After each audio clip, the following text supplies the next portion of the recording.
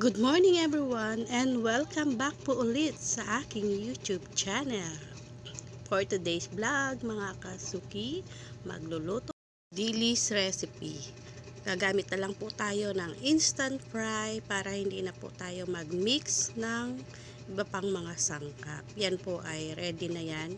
Ilalagay na lang natin ang ating dilis sa ating crispy fry. Ayan po, i-coated lang para mas crispy ang ating dilis na recipe for today. So ayan mga kasuki, samahan niyo po ulit ako at magluluto po ako ng fried crispy na dilis. Napasok sa ating mga nagbabudget, lalo na po ngayon sa mahal lang bilihin.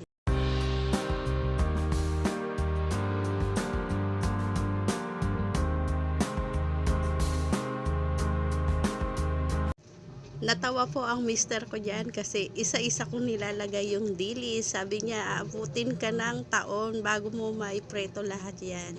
Maramihan kung maglagay, sabi. Kaya ayan po, pasensya na po.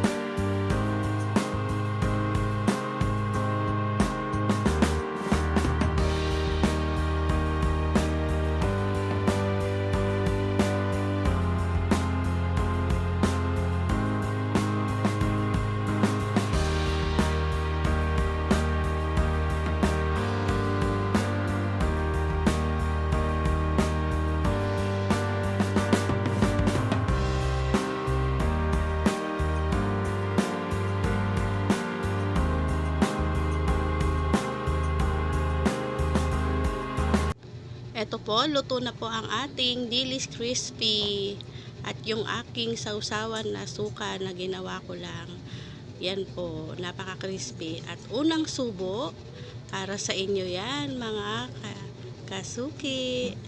Sarap. Pwede na po nating pang ulam yan or pang pulutan. Kain po tayo.